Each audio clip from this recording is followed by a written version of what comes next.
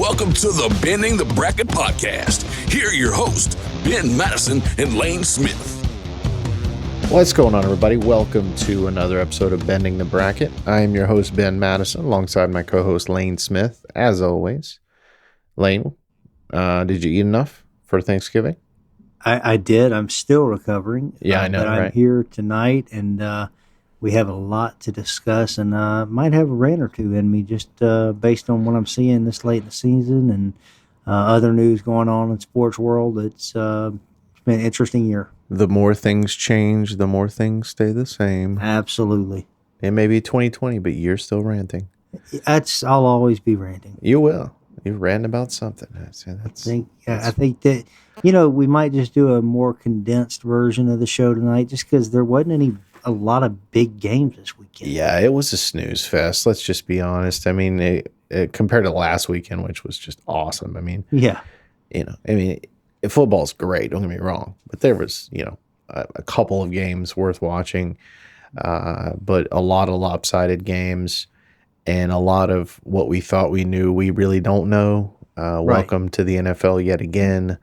Yeah. There's basically three teams in the NFL, in my opinion, that are cream of the crop, and that is Houston, that is Pittsburgh, that is Kansas City, and that is New Orleans. Other than that, we have a lot of or pretty good some weeks, and we don't know the rest. Absolutely agree, and I think let's pick our top 4 games of the week, and let's talk about that for a minute, and we'll go from there. Cool. Well, let's start at the at least on final score was the closest big game matchup of the week, which was the Chiefs over the Bucks, 27-24. Wait, hold on. Just while you're talking about that, Tyreek Hill just ran for another touchdown. He's still running. He's still running.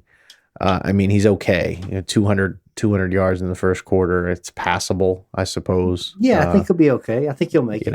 He was on pace for 1,000 yards for a little while there in that game. The game wasn't as close as the score made it to be. The Chiefs had a 2 or 3 score lead for, I want to say, 46 minutes of this game. Brady had the 2 crucial picks when they were down 27-10 and really needed to get something going. They did make it a game late, and they could have won the game had he not, turned the ball over, which he's second in the league in interceptions to Carson Wentz, which is not good. No. This Tampa team is a little above average. They're 7-5, and that means you're a little above average. This is a game that the Chiefs easily could have probably won more if they didn't become disengaged in the second half, more or less. And it tells us everything. What tells me everything I already knew about both of these teams. Kansas City is absolutely the best team in the league. Tampa Bay is a little above average. I wish I could argue that because I've been high on Tampa Bay, but there's no argument here. That's a terrible loss. Yeah, and it's not a talent deficit. It's just, we keep hearing, it's a new group. Let them get on the same page. How many? Week 12, people, let's get it together. I mean, there should not still be Brady throwing the ball the wrong way and the receiver running the wrong route. And I mean, they can't even get a core of plays together where they look like they've played more than one game together. It's just odd. Right. Brady is making the exact same mistakes he made in week 1. Yes.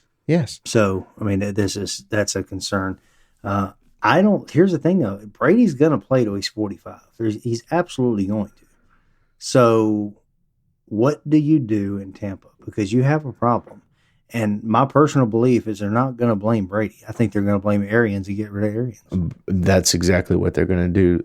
Brady is sheltered from any blame for the rest of his life. Yep. And don't get me wrong, if anyone should be, it's him. 9 Super Bowl appearances, 6 rings, blah, blah, blah. He's pretty good.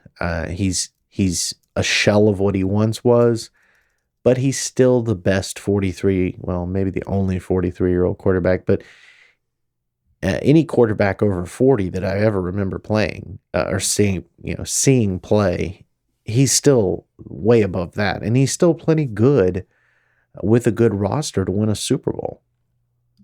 Yeah, he is. he's got more players around him than he ever had in New England at one time. He doesn't have the coaching, but I mean, if he is the GOAT, that's a silly statement. He is the GOAT, but he should be doing more than what he's doing right now. Now, maybe that's part of his age. Maybe it's being in a new place. Maybe it's a combination of several things, coaching.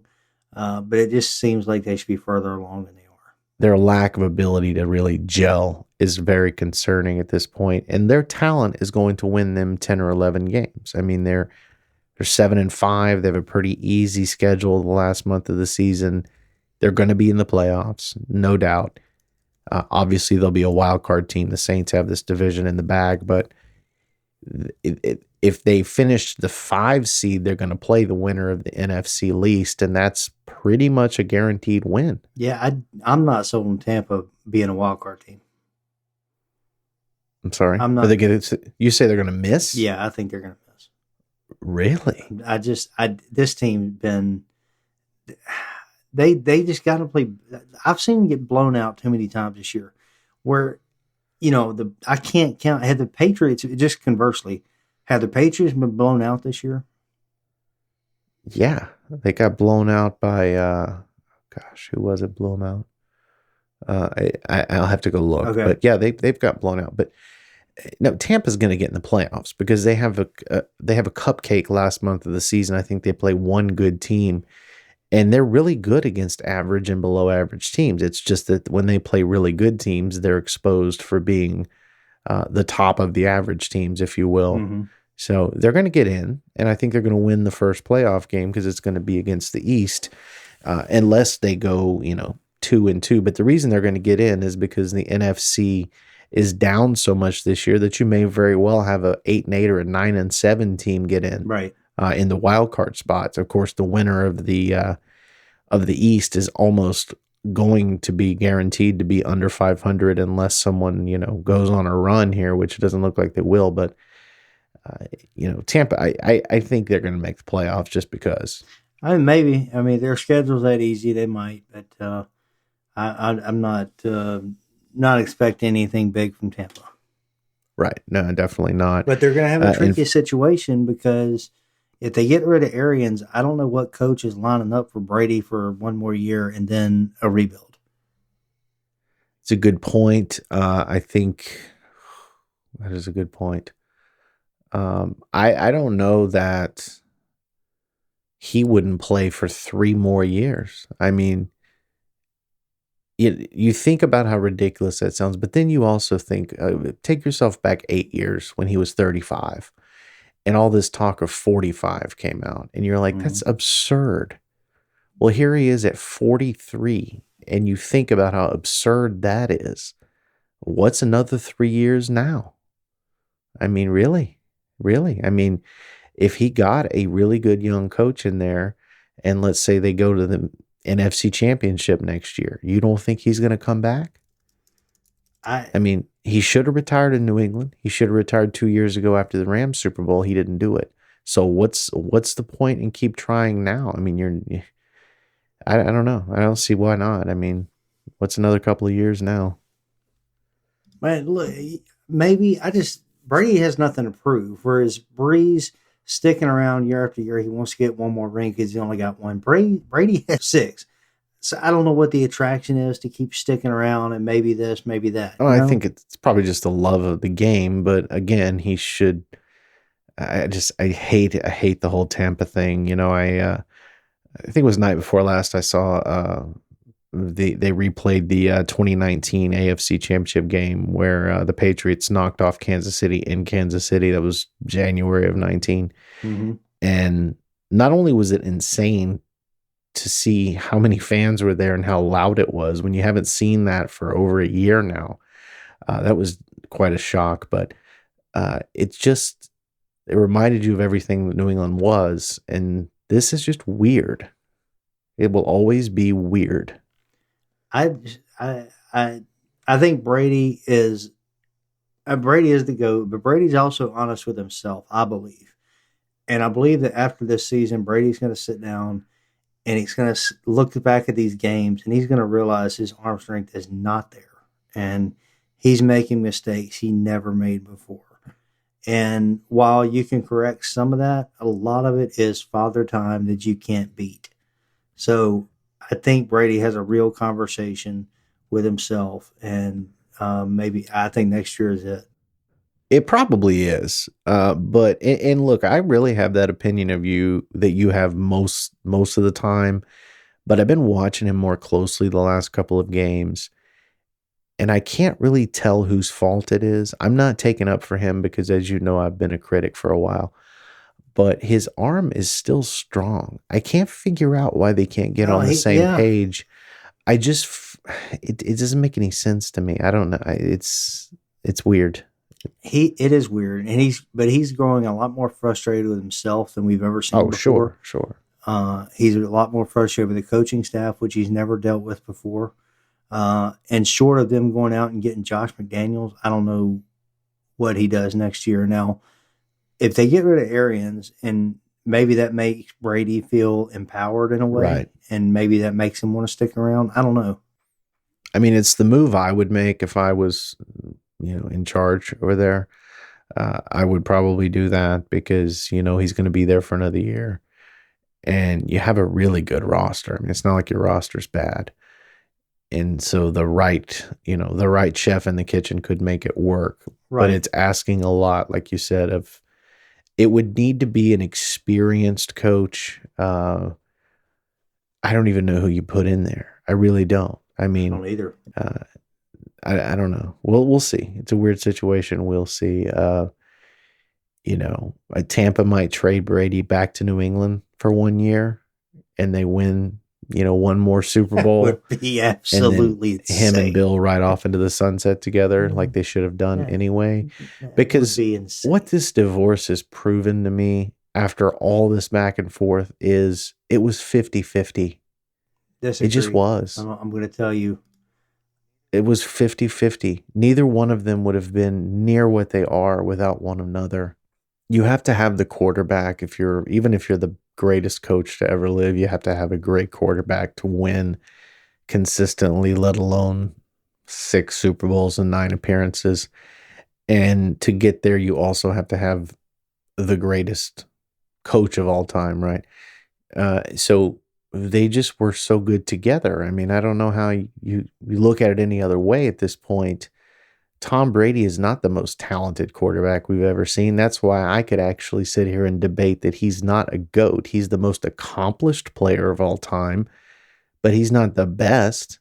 I mean, he's not even close to the most talented quarterback we've ever seen. You could probably plug 10 different quarterbacks off the top of my head into that system who would have had equal success. Troy Aikman, those kinds. If you theoretically could just do that, put any quarterback in.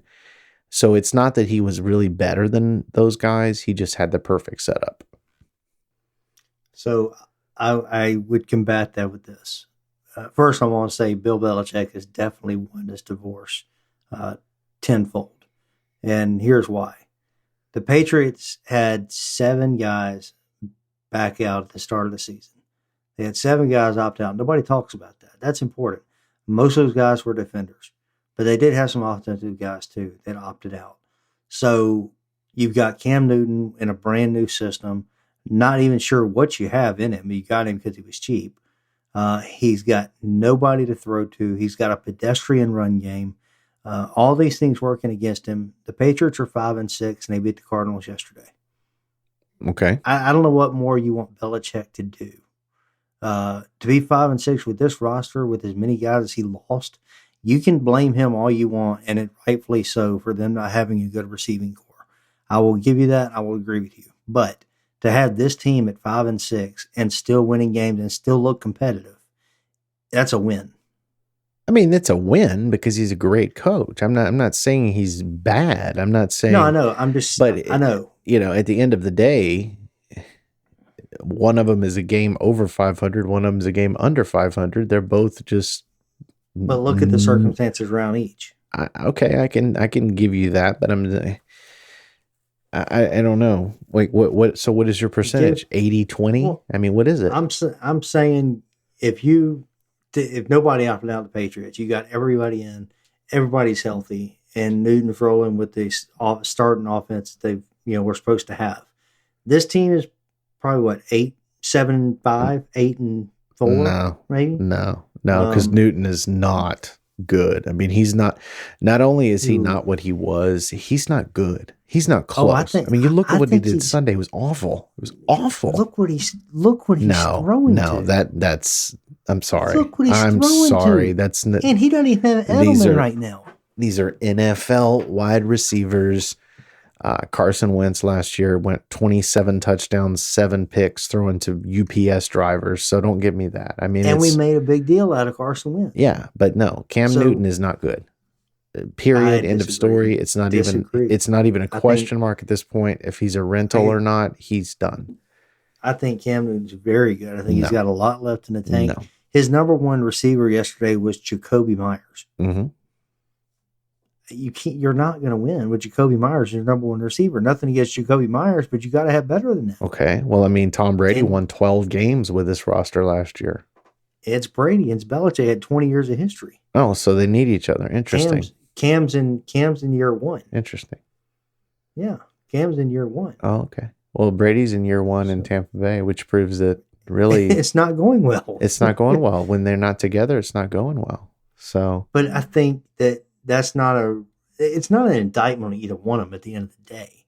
But I think Belichick is much better off in New England getting the players he wants. And I think Cam Newton's fine, but even if he's not, that's going to be a challenge for Belichick to go find his quarterback. But if you get those opt-outs back, I think New England is a wild card team. Yeah, and they may still be. I mean, they if they were in the NFC, they would be. They're not going to be in the AFC. There's too many good teams. But my point is, and I think no one really talks about this because they feel like they don't have the ability to, based on his resume. Belichick is the greatest coach of all time. He's not a great personnel guy at all. No, he's not. Terrible at drafting. Yep. Can't argue that. He does make good moves, trades, moves off players early. Yep.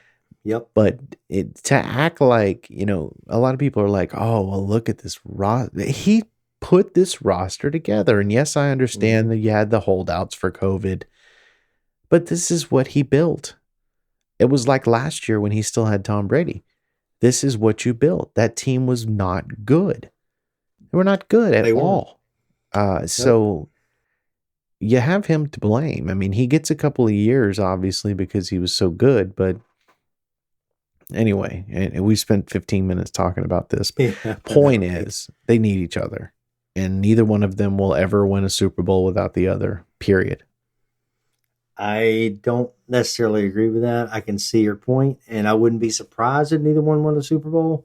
But I think Belichick has much better chance than Brady does. Well, just because of age, he has more opportunity. He could coach another decade if he wanted to.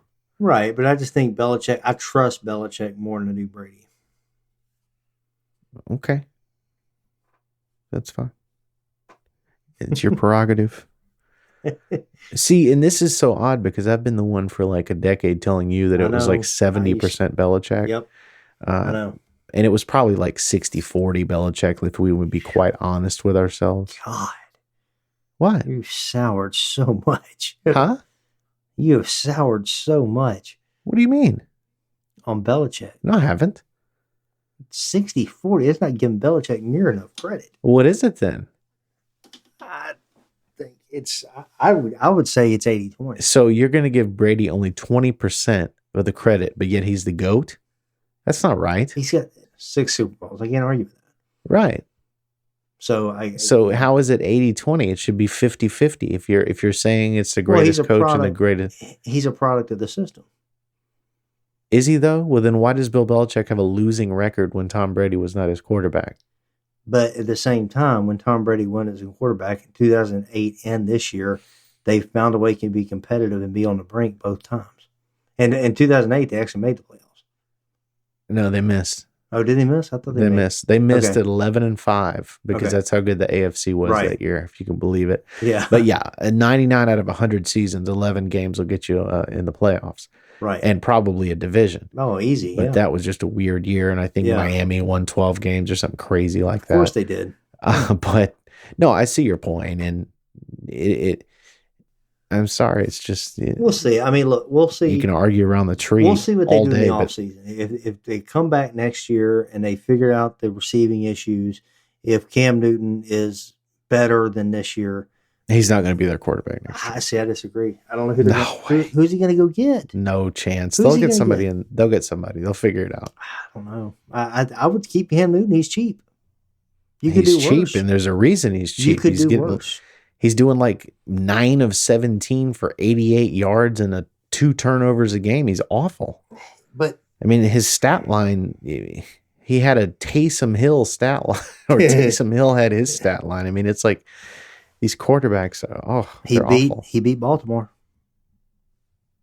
Okay, and Baltimore's reeling. But, They I mean, lost New England, 2. right? But New England should not have been in that game. I mean, it was in a driving rainstorm. It's something they're used to. That's true. I don't know. I see what you're saying. And I also think the Cardinals are vastly overrated after I've seen No, them. they are. I agree. I think they're more of a 4-7 type team that won some games they shouldn't have won, just like that Buffalo game. What was that, 2 or 3 weeks ago? Yeah. The Hail Mary. Yeah. I might have been a little high on the Cardinals. I definitely was overvaluing I was them. too. And then when you look at Buffalo, and we'll just go ahead and get into that real quick. Buffalo now, 8-3, would be 9-2 without that Cardinals Hail Mary a couple of weeks ago. So Buffalo 100% for real. Nice win over the Chargers. Was a nice win for the Buffalo. I think, I mean, you don't measure greatness by the Chargers, but the Chargers have been good this year. This is in the same Chargers team. Herbert has them in every game. And competitive. Yeah, right. So, but I like Buffalo. I like what they're doing. Josh Allen had an off game by Josh Allen standards yesterday, but playing in Buffalo, they play well. And this team, I think, is going to win a division. Miami might have something to say about that, but I like Buffalo win a division, and we'll see what they do from there. But they've been impressive. Yeah, a couple of weeks ago, I was still up in the air about which one of these teams is better between them and Miami. It's Buffalo. Buffalo is going to win this division. Miami's going to be possibly a wild card team. The AFC is brutal this year. Yes. But Miami may get in. Miami's a great story. I think they're still a year away. This is Buffalo's division to win. They're going to win it. That division next year is going to be stacked. Oh, it is. It is, because your boy's going to be back, with his players, and Cam Newton's what is he going to be, an MVP next year, according to you? Yeah, of course. And this is, we ever thought we'd get where you were talking up Cam Newton and I was talking down Cam I used to Newton? hate What the Cam hell? Newton. I still don't like him, but I like him better in New England. Yeah, feel you. But I mean, Buffalo's going to be fine. Miami's going to be better. This division is not. It's going to be a dogfight next year. Don't forget the Jets, especially if they retain Adam Gase for another year. I mean, he's 0-11. Watch out. They're getting settled in. That's okay. They've got 5 games to work with. Too bad they're not in the NFC East. They could win it. Yes. They could win it. So let's talk Tennessee and the Colts. That was a statement game for Tennessee. They ran the ball straight down the throat of this Indianapolis defense that was supposed to be so great and still is good. Don't get me wrong. Teams can have off days, but that was an impressive domination by the Titans. Your thoughts? Absolutely impressive. Tennessee has hit their stride. They will win this division easily, and they are going to go as far as Derrick Henry takes them. Ryan Tannehill is good. He's not great. Derrick Henry is the workhorse on this team. I related to Adrian Peterson in his prime in Minnesota. For sure. This team is alive because of Derrick Henry. If anything happens to Derrick Henry, I don't know what this team looks like. Oh, yeah. The running back position is really not near as important as it once was in the NFL, with the exception of the Tennessee Titans. And when most teams can survive without their first string running back, they would be done. And it's a testament to his talent and the way the team has been built. Right. And so they're the unconventional team in a league of copycats, if you will, right? Mm-hmm. They have this quarterback who's good, but we don't know, right? They have a defense that's good, but not great. Offensive line, good, but not great. They're really good at running back, and they're excellent at head coach. Yes. And this team they've built just happens to be able to compete. And the interesting thing is they've gotten better offensively since last year. Last year they had to beat you 17-14. Well, now they can beat you 45-26. So they can be scary in the playoffs. And what I thought was a complete mirage when they went all the way to the AFC Championship last year, it could happen again. I think it will, probably not. But they're going to be they're going to be a force to be reckoned with in the playoffs. Yes, they will. And nobody saw the Titans beating New England last year in the playoffs, and they did. So this team can surprise people. They've done it in the past. I don't think they're a Super Bowl team, but that being said, they can go as far as they want to. Oh, certainly. Certainly. So the Raiders, I'm so done, man. I was higher on them all year than you were. Mm-hmm. And last week, toe-to-toe with the Chiefs, almost beat them for a second time. And they come out yesterday, and that was one of the worst performances by a good team I've ever seen. Look, I bought into the Raiders last week, even in a loss to the Chiefs because they played well. I totally bought in. I had them in the top 7. Thought maybe they turned a corner because my frustration has always been, I don't know what this team is. Week 1, they look okay. And then the next week they come out and they get shelled, and you don't know what to make of this team. It's just so inconsistent. This is inexcusable. You cannot go to Atlanta and lose 43-6. That is an awful loss. Cannot be understated. That's an awful loss. And we know exactly what this team is now. They're not a very good team, and they need to make some changes. I don't know where you start. I don't know. I expect them to move on from Derek Carr. I think Carr is decent, but I don't think he's exactly what Gruden wants. So I don't know. Receiver, they need, I don't know what, their receiving core is okay, I guess. They're young, I think, is the main problem. They're just inexperienced because you got Hunter Renfrow, you got Ruggs and Nelson Aguilar. So maybe they improve. Jacobs certainly is a good running back. But I don't know. And I don't know. This team's got issues. They're really talented. It's not like they can't do it. They've done it. They've shown you they can do it. So it's more of a consistency issue, and the defense, they just need a little bit, they need a little bit more on defense. But I don't think you change players. I think everything you've got is you just build upon it. I don't think you change Derek Carr. In a league where unless you have one of 3 quarterbacks, everyone else is just kind of good or terrible. I don't think you get rid of good and you risk it for terrible. Mm-hmm. I don't know. I just don't think Gruden has ever been sold on Derek Carr. He wanted to go get Kyler Murray. So I don't think Carr's ever been his guy. And if he had the chance, if he thought somebody out there was better and might more fit his system, I don't think he'd hesitate to go get him. Oh yeah, if it was a top draft pick or something, which they're not going to have, I just I don't know what you do. What are you going to go get Kirk Cousins? You're going basically laterally. I would argue you're downgrading. I see your point that he's never really loved him, but I don't know. I don't know that you move off a good and take that risk. But at any rate, they get throttled by the Falcons, 43-6.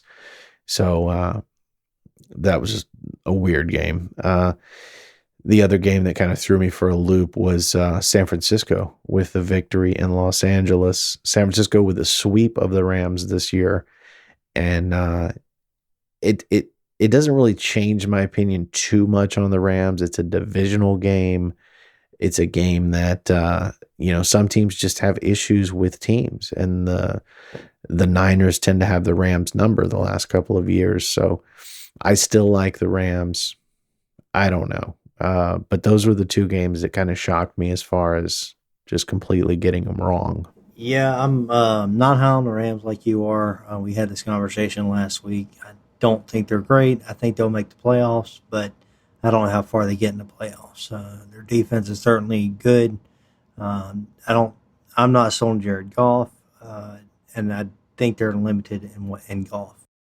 Fair points. We'll see. I mean, I agree. I think there's 3 teams that are just the cream of the crop, as I stated, and I don't know what else we have in the league. We have a bunch of good, so we'll see who gets hot at the right time, and maybe somebody will upset somebody. But anyway, so an interesting game in Denver yesterday. Did you watch that game, Saints and Broncos?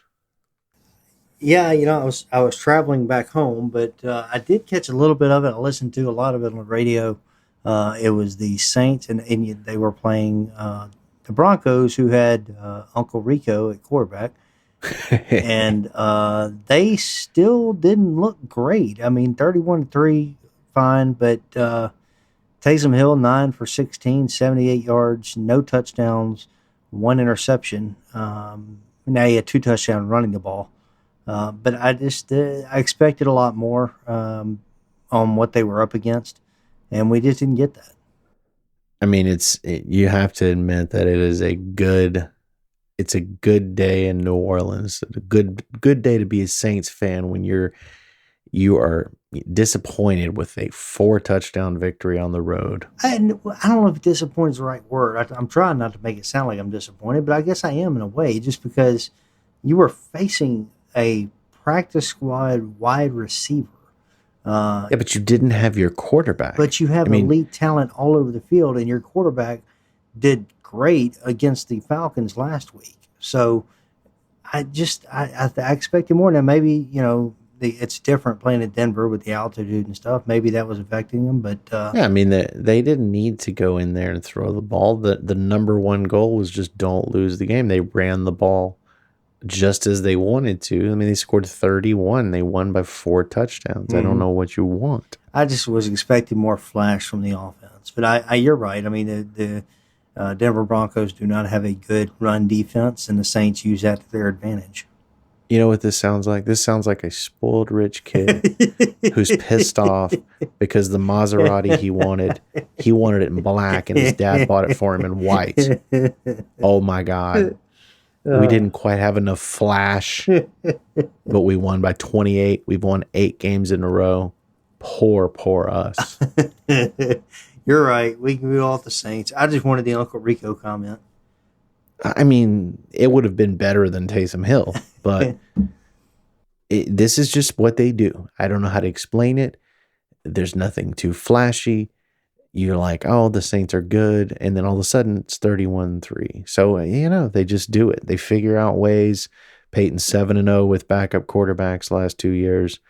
No issues, no worries. The one roadblock left for them is the Chiefs. If Drew Brees is back, it's going to be a game. Otherwise, it's going to be a Chiefs win. And that's it. That's their season. They're going to be 13-3, if not 14-2. And they're going to have the number 1 seed in the NFC. I'm not completely convinced that even without Drew Brees, they don't beat the Chiefs just because they have a better front 7 than the Chiefs do. That's a good point. So again, your team is really good. Yeah, they are. Okay. So, that's I wanted to cover that game just to get in with the Saints, and I wanted to get my Uncle Rico shot in there because I don't have a lot of good ones. I felt good about Uncle Rico. So there you go. Well, let's move on to the news. We've got a couple of things to get to. It wasn't a big news week, but nonetheless, we'll cover a little bit of the Major League Baseball.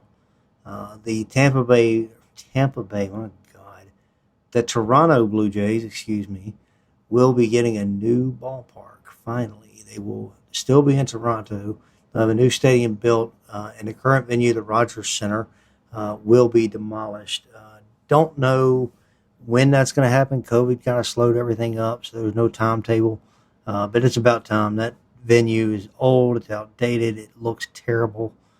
So good for the Blue Jays. Glad to see them getting a new home. Staying in baseball, Tim Tebow coming back to play with the Mets in a minor league organization in 2021. Question to you, is it time to give it up and just move it on to being an analyst? Yes. I think so too. Gosh. I don't know why he's hanging on. Well, I mean, he's hanging on the same reason I was 18 years old, knowing it was my last baseball game, and I just sat in the outfield and didn't want to leave. You love the game, but yeah, he's a good college football analyst, man. Move on. Yes, and Move on. I don't feel like he loves baseball. I feel like he is in it just to get to the major leagues, and that's admirable, I guess. But he's a good analyst, and there's nothing wrong with going to be an analyst. He's going to make the same amount of money or more being an analyst and being a spokesperson. Oh, he'll make way more. Right. Yeah, so way more. Well, I don't understand him sticking around baseball, but more power Is to what him. it is. He's a good guy, and do wish him success. Yep. Tampa Bay Rays are shopping their ace Blake Snell. The Angels and Mariners are said to be intriguing options, although you'd have to assume several other teams would be interested as well if he is available. It surprises me in one aspect, but in the other aspect, knowing the Rays and they like to shell payroll, it doesn't surprise me in that respect, being a small market team. But Right. he would be a gift for anybody. Oh yeah, he's a really good pitcher, and he'll go to a big. Now, there's some weird, for some weird reason, baseball players seem to care less about winning and more about money Yes. than other sports. I Yes. mean, you see, he's going to go and sign with somebody like the Angels, and they have no shot in hell. Yep. Or the Mariners, and he's going to, be overpaid. It's like, I don't understand. Why does Manny Machado leave the Dodgers and go to the Padres. The Padres? Thank you. Yeah. I mean, it's like, what? But I will disagree just on the Angels. The Angels are a good team. The Angels have been hampered with injuries the last couple of years. They've got a decent team there, but they cannot overcome the injuries the last couple of years. Yeah, Especially I hope the pitching staff. I just want to see Mike Trout in the playoffs. That's all I care about. Yep. And so whatever they got to do, just do it. That guy is like Derek Jeter to me. I just want to see him get a ring. Oh, Derek Jeter. I know this is like the most unpopular thing in the history of the world, but I never liked Derek Jeter. I love Jeter. Never. He did everything the right way.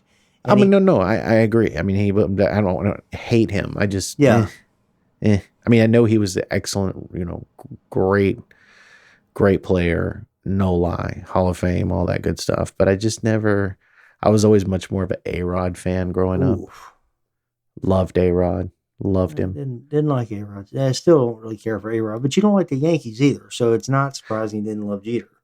Yeah, that makes sense. I mean, I was more of an A-Rod fan before he became a Yankee, if you will. But I didn't hate him because he was a Yankee. Right. I understood the business decision. But, yes.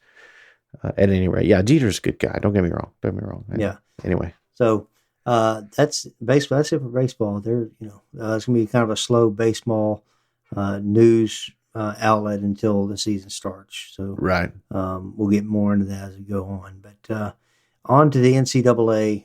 Breaking news: LSU sucks. This team is awful. They are hot garbage. There is no other way to put it. I've tried to put a positive spin on this season. I have tried to be positive every win, at every loss. I've tried to look at the bright side. I've tried to look at this or that. This team sucks. Here we go. They suck. This is not competitive. It's embarrassing. The coaching staff has not been good. I guess they're still recruiting well somehow. Don't know. They had a terrible loss to A&M. I know A&M is ranked 5 in the nation. That's fine. But the LSU, they cannot put a complete team together. Their defense sucks, but their offense is good, but they still lose.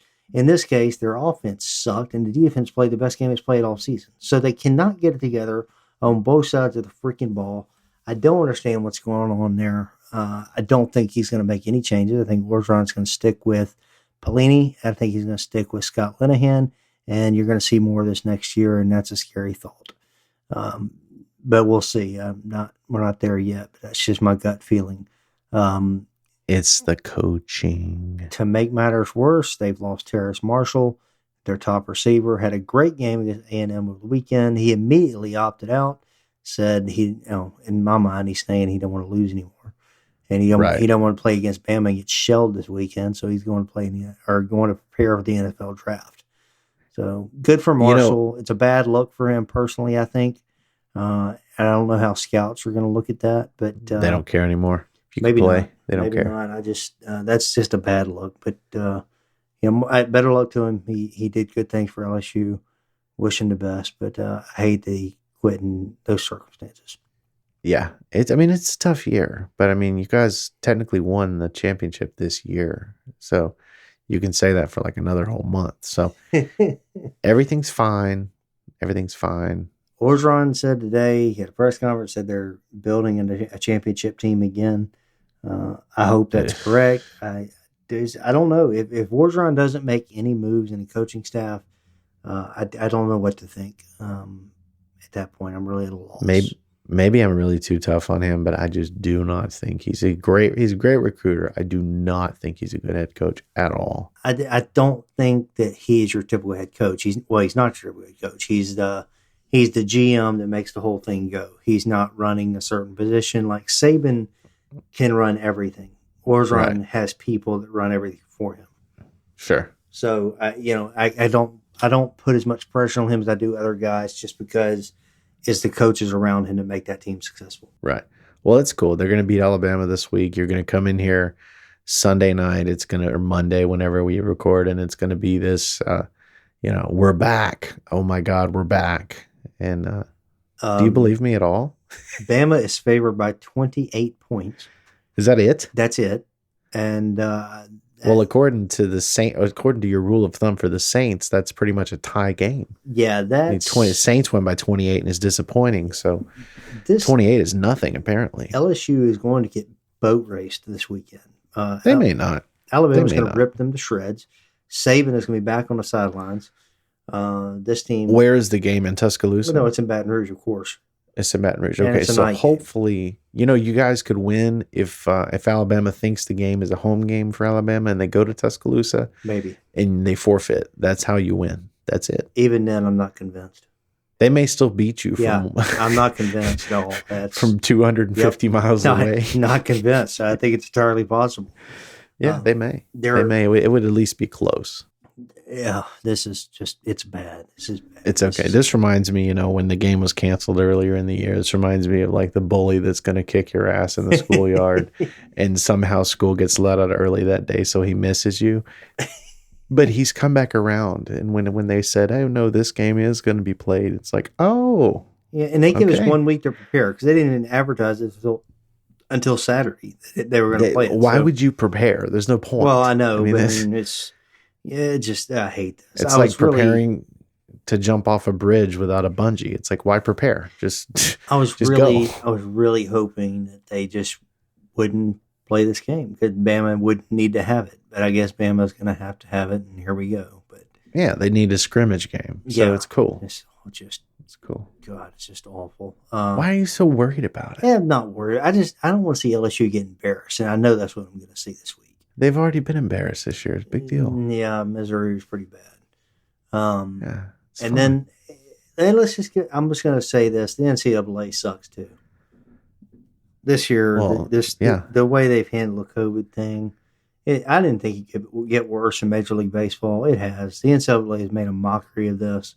The contact tracing thing is this is not working. They need to do, I think, what the NFL is doing. The NFL has done a great job at containing this for the most part. They've had some outbreaks here and there. Right. But the NCAA has been terrible. They have handled this terribly. And I don't know if there's a perfect way to handle it, but it has to be better than this. They have missed on this, and I'm very disappointed in the NCAA as a whole this year.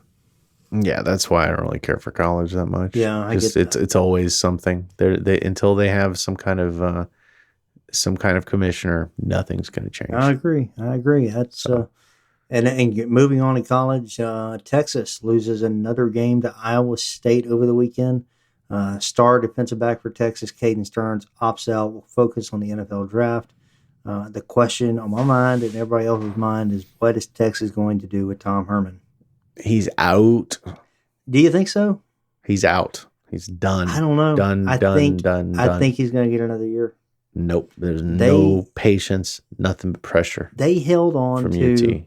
They held on to Charlie Strong longer than Tom Herman. I can't see. Well, that. they did, I but can't see that. what is this? His third year? Third. He might get a COVID pass this year, but if it wasn't for COVID, he'd be gone for sure. I don't know. I was listening to something earlier talking about, how many teams do get a COVID pass, because Penn State, Michigan, Right. how does Michigan get a COVID pass? And we won't stay on the subject long, but my point on Michigan was just their problem is a quarterback. Their problem is not COVID. Oh yeah. So no, COVID is the excuse. Right. It's not the So reason. How many coaches can actually use that? And it and just be depends successful? on if the powers that be accept that as a reason or an Mhm. excuse. It's not a virus is not why you lost to Iowa State. Right. I mean, Yeah. it's Exactly. yeah. So I don't know. Anyway, and a virus is not why Michigan still is bad. So, well, not bad, but you get the point. Yeah. I got you. Underachieving, if you will. Yes. So I don't know. It'll just depend on if the powers that be accept that as a reason or not. We'll see. Yeah, I mean, we'll see what happens. It'll be an interesting offseason for sure for several teams. And I'll finish up with this. Florida continues to roll over the weekend. They've got a game against Tennessee this week. I think they'll win that game too. Easy. They continue to be ranked number 6. I don't know. That baffles my mind. I've seen this team play. They played very well. They blew the wheels off of Georgia. And that was their biggest game of the year. So Right. this team, in my mind, is a playoff team. They're every bit of a top 4 team. How they're in there, or how Ohio State is in there and Florida's not, is beyond me. Because Ohio State has the talent. I mean, they're good. They're cream of the crop. Right, but Florida's got the talent too, and their quarterback is breaking records. Yeah, I think if they played right now in a neutral field, it'd be Ohio State by 10 at least. At least. I don't know, because in this conference they play defense. Ohio State didn't play defense. They play defense in the SEC. Oh yeah, contrary to popular belief. Now I think they played better defense in the West, but Florida's defense this year has not been bad. Yeah, I don't know. We'll see. So We'll see. little NFL news to get to. Texans wide receiver Will Fuller suspended 6 games for PEDs. This guy has got the worst luck imaginable. Pretty much. He's either injured or getting suspended every year. It's a shame to see. He actually does have talent, but Yes, he does. he cannot get it together for 16 weeks for whatever reason. Right. So we'll see what the Texans do. I mean, they're done anyway, so it doesn't matter. Right. They're done. And I'd want to mention boxing. Did you watch the Tyson fight over the weekend? No, but I mean, I read a lot about it, and pretty much from what I've gathered is he could pretty much fight right now. He could. Anyone, anywhere. He was unbelievable. He's in his 50s. I could not believe what I was watching. That guy was unreal. Now I don't think he can fight anybody anywhere. I think that he still can't throw punches like you need to throw punches in the cream of the crop. But against these older guys, if he wanted to go on some type of tour and face Holyfield and these other older guys just looking to make a buck, I think it'd be entertaining for sure. Yeah, Tyson's always entertaining. It doesn't matter who he's fighting. Now it's time for Top 7. So number 7, I have the Green Bay Packers. They're back in my top 7. They're really in there because I don't know who else to put. I mean, we have a lot of good teams, not a lot of great teams. They're good. They're going to win 13 games again. They're a solid football team. They're number 7. Number 6, Buffalo Bills. Buffalo Bills, they've shocked me to this point. They should be 9-2. They're 8-3. They're far more consistent than I anticipated that they would be. And so I have them at number 6, and I think they're definitely going to win the AFC East. Number 5, Tennessee Titans. Again, same story. Much more consistent and dominating than I thought they were going to be. They are 8-3, and they're probably going to win 11 or 12 games, win their division, and they're going to be a good team in the playoffs. So I have them at number 5. Number 4, I still have the Rams, which Lane is going to hate, but I don't know really what else you do with that. it's a division loss. It is what it is. They're still loaded on both sides of the ball. I like the Rams. I'm keeping them at 4.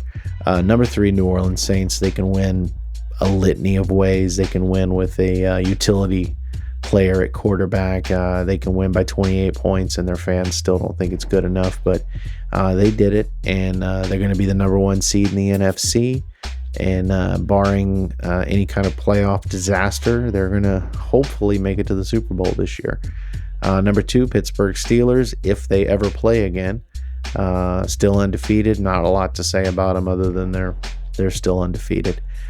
Kansas City Chiefs, they go on the road. They beat a solid, not great team on the road, but they're unbelievable. They're otherworldly. Not a lot to say that we haven't already said. They're clearly the best team in the league. Absolutely. Can't argue with that. And we'll have a similar list. I won't have some of the teams quite as high as you do, but we'll have a similar list. My top 7 will start at number 7, the Buffalo Bills. As you said, this is a good team. You can deny them, but they keep winning. They keep just finding other ways to win. They can win when Josh Allen is not putting up 400 yards. And they can win when he's putting up just 100 yards. So this team is they're a good team. Their defense is decent, and they're a playoff team. We'll see how far it goes, but they're at least a playoff team. Number 6, the Rams. Don't like the Rams. Don't believe in the Rams, but their defense cannot be denied. And I think that in that division, it's between them and Seattle. So we'll see who comes out on top. Right now, Seattle is winning that division, and we'll see if that continues. Which brings me to Seattle. Number 5 is the Seattle Seahawks. They won again tonight against Philadelphia. In Philadelphia, they went across country, and it wasn't your dominant performance we're used to seeing. They have not had a dominant performance in quite some time, but still a good team. Defense is not good, but I trust Russell Wilson, and this team can go a lot of places they shouldn't be with Russell Wilson at quarterback. So we'll see what they do. Number 4, the Tennessee Titans. I've had Tennessee in my top 7 most of the year. Tennessee continues to get better. That was an impressive win against Colts yesterday, and I see no reason this team cannot win a division, get past the first round, and we'll see what they do from there. But this is a solid football team on both sides of the ball. Number 3, the New Orleans Saints. As you said, they can beat you in a litany of ways. Yesterday, they did it with the ground game. Latavius Murray, the leading rusher, had 19 carries, 124 yards, 2 touchdowns. I don't remember the last time Latavius Murray had a 100-yard game. So they do find ways to beat you. Sean Payton plugs in different people at different parts of the offense, and they just roll. It doesn't matter who they're playing, where they're playing, the weather, nothing matters. This team can win, and Sean Payton is a genius. Number 2, Pittsburgh Steelers, 10-0. That's all I have to say.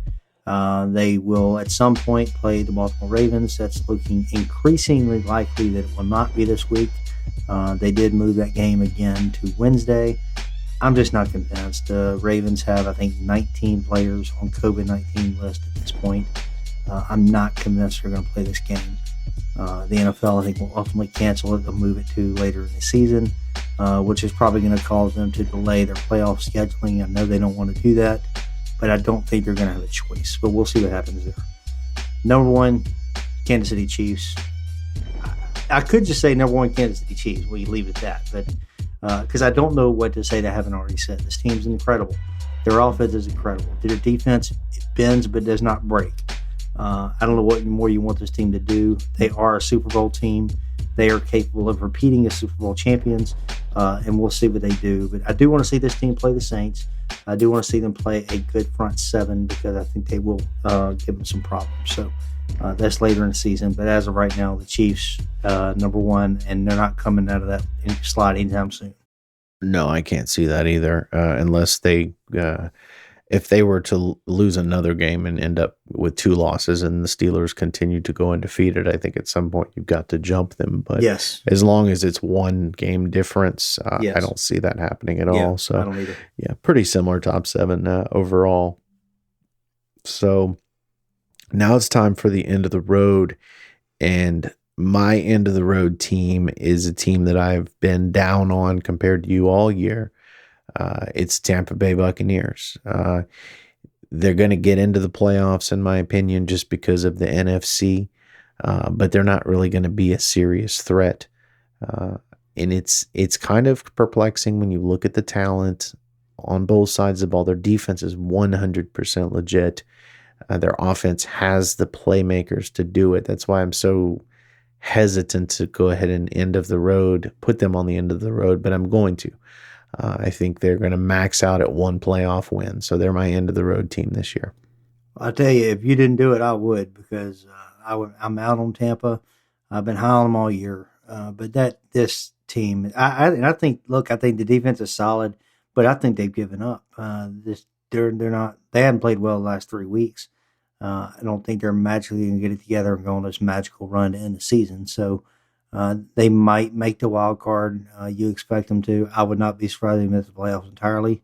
But we'll see what happens. It's the NFL, and stranger things have happened. That is not my end of the road team, as sour as I am on them. My end of the road team is the Raiders, the Las Vegas Raiders. You cannot play close against the Kansas City Chiefs, and the very next week go to the 4-7 Falcons and get absolutely blown away. There is no excuse for that. It was a piss poor game, piss poor performance on both sides of the ball. The Raiders are my end of the road team. They're not doing anything this year, and we'll see if they can get it together for next year. Yeah, I tend to agree with you. And it's funny, a week ago, I was going to tell you they had to get into the playoffs because they were going to do damage. And look, they may still get in the playoffs. They're going to need a lot of help because there's a lot of teams ahead of them in the AFC. They have the talent to do something. I don't think they will. So completely understandable that they're your end of the road. There were another one I was looking at. So any closing thoughts from you on this week of NFL football? Yeah, not really. I know I'm trying to look ahead at the slate of games, so hopefully it's better than Week 12. I'm looking here. You do have Indianapolis and Houston. That's not really interesting. Cleveland and Tennessee could be a good game. Yeah, that's what I'm looking forward to. That's in Tennessee. Yep. New Orleans and the Falcons, again, I guess you'd be interested in that one just because of the rivalry aspect of it. But it really hasn't been much of a rivalry here lately. No. Sean Payton's got their number. Always has. Yeah. The Rams are playing the Cardinals. That is a game. It's a good game. Rams and Cardinals. That will be a good game. And we'll dig into all these on Friday. Yeah, for sure. Yeah, for sure. But just, kind of looking ahead to see we have something to be excited about. Denver's playing Kansas City. Pittsburgh's playing Washington. Triple header on Monday. Don't see a lot of that on Monday, but the NFL had to move some games back. So you've got Washington playing Pittsburgh on Monday at 4:00, and you've got Buffalo playing San Francisco at 7:15, and you've got Dallas and Baltimore playing at 7:05. So 3 games, 3 different channels. Now, I actually heard maybe an hour or 2 ago, unless I was dreaming, that they've moved that Dallas and Baltimore game to the Tuesday of next week now. Maybe they did. When is the 8th? Is that on Tuesday? Let me look here. You might be right, because the other games say Monday and this says the 8th, so you may very well be right. Can't see the schedule. Yeah, let's assume Tuesday. So, okay, so that's not so bad. They're not stacked up. So, right. But Baltimore, regardless of what Baltimore goes against Pittsburgh, they should absolutely just blow the doors off of Dallas. They should, but Pittsburgh should have too, and it took everything in them to win. So. Yeah, but that's a rivalry, though. Pittsburgh and Baltimore is a rivalry. Yeah, no. I'm saying when Pittsburgh played Dallas almost beat them. Okay. So, you never know with this team. You don't. But by the same token, when they played Dallas, they were coming off the Baltimore game. So maybe it's kind of a letdown. We'll see what happens, but Baltimore should run away with that game. For sure. So there's a few games to look at next week. We'll break them all down, but that's next week. I think we're getting in the meat of the schedule. It's getting exciting. We're going to start getting ahead of ourselves just because everything's coming together so fast. But it's going to be fun to watch and fun to keep track. Absolutely. Well, that's going to do it for us for this episode. Thanks so much for joining us. Don't forget to check us out on Facebook, Twitter, at Bending Sports. We'll see you guys Friday. Thanks. And that's going to do it for us for this episode of Bending the Bracket. Thanks so much for joining us. Don't forget to subscribe to follow our latest content. You can also find us on Facebook or Twitter at Bending Sports. Have a great day.